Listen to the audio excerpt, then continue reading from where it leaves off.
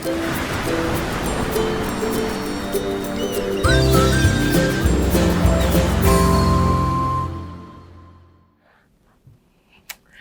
there, this is Allison with Let's Go Travel Tips. Today I am going to talk to you about what the different benefits are for the different levels of loyalty with Princess Cruises. And I also have a big discussion that goes with that I would really like your input on. So first of all, I would like to welcome all of our Let's Go family members, and also welcome to all of you who are new. It is really nice to be here with all of you. If anyone hasn't subscribed to our channel yet, we would love it if you would please subscribe. And I think it's going to be a really helpful subscription in your life, and you're going to meet lots of wonderful people here. So first of all, I had the thought to talk about this based on a news story that I saw the other day. Maybe you saw it as well. It was talking about how Delta Airlines were changing their perks to do with the lounge that you can go to before or after you board a flight.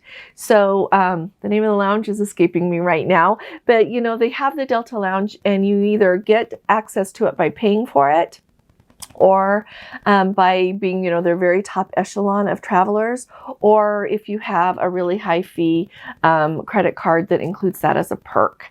And so those are the ways that you can get access to that. So anyway, it used to be that you could go as much before you were going to fly as you wanted, and if you wanted to visit the lounge once you landed in your destination, you could go there as well. But Delta decided to limit it and say that you could only be in the lounge up to 3 hours before your flight departs, and you cannot go to the lounge after you arrive in your destination. And there was way more of an uproar than you would expect from travelers about those changes. And most of the uproar came from people who are their most loyal customers, because they didn't end up affecting the people who travel with them occasionally, or only if they have the best fare and they only fly not hardly ever. They affected the people that choose Delta very loyally and fly often. And so I thought that was kind of silly. In looking at it, I thought marketing made an error there. They should have thought who they would be upsetting with this change.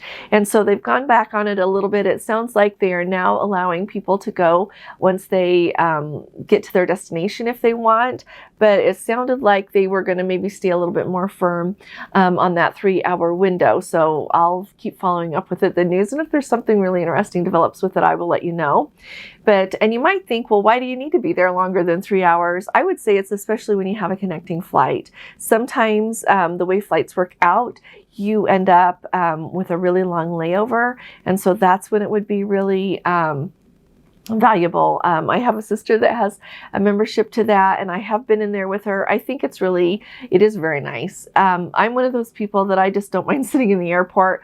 I either read or talk to somebody on the phone or just whatever. But anyway, so that is what I want to base this discussion on.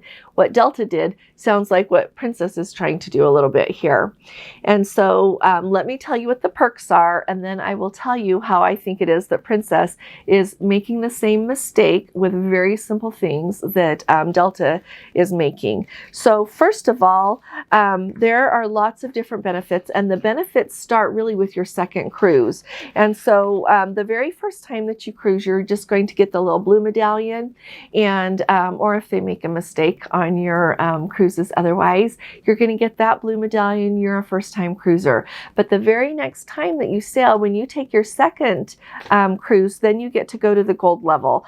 And so let me tell you what you get. So they call it the Captain Circle Launch Savings, but then preferential pricing offers, members only onboard venues and events, which I don't know. I think those are fine, but they don't really sway me very much. Access to a Circle host on board, tier-specific recognition pin, you get a pin, Circle magazine, which they mail to you, Circle Center online, and a Circle savings account. So I think that those are nice. I don't think that they're huge.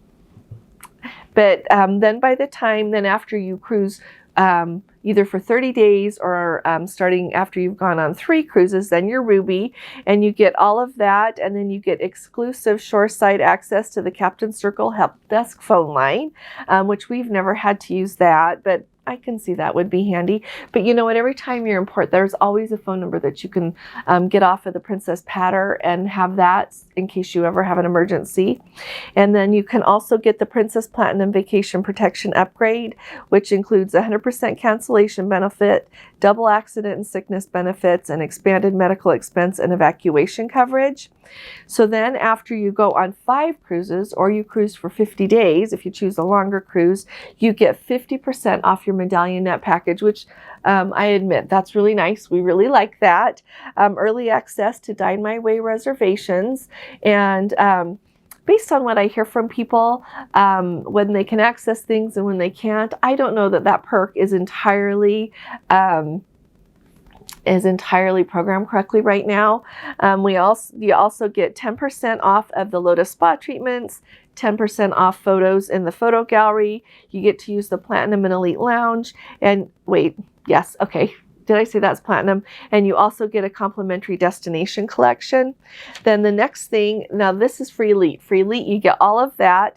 Plus you get early access to new itineraries, which basically you can book when they release new itineraries or cruises. You usually get a couple of days, usually 1 or 2 days, that you can book before anybody else does. The nice thing about that is you are much more assured of getting the room or the suite that you want. So that's a very nice perk. You get a 10% discount on the Shops of Princess on board, 10% off your shore excursions. You get priority ship-to-shore water shuttle embarkation. And so the really nice thing about that is, you know, that when you are in a port that has, they're just using the tenders or the water shuttles, you can get off the ship first if you want to. That is a very nice perk. That's worth a lot right there. They also have a complimentary grapevine wine tasting event, complimentary minibar setup, deluxe canapé selection on formal nights, complimentary afternoon tea in your stateroom, priority disembarkation, upgraded bathroom amenities, and a complimentary laundry services and shoe polishing. So it is really nice, everything that they offer that has to do with that. And so that's what you can look forward to as you climb up the ladder to the different levels of status there within the Princess Captain Circle loyalty program.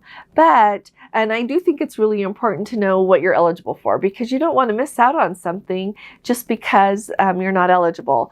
And so they do have details. If you need more details on those different perks, you can put a question and I will answer. I just didn't think anybody wanted me to read through the whole terms and conditions list, but there's a lot more information about it if you want to, just specifying how it works. But the thing that I want to talk to you about is the simple thing of upgraded bathroom amenities. And who would have ever thought it was a thing? And I think it's kind of like what Delta thought with not letting people being in their lounges more than 3 hours before a flight and not being able to use them after a flight. I'm sure they thought, well, nobody will really notice. But I came to find out that several of you really do notice that. And this is funny, but I would notice that too. I'm not elite yet, but when I'm elite, I would like upgraded bathroom amenities just because to me that's fun and it's handy. And so a few of you left some comments and I just wanted to share it. And I want to hear from all of you who are elite.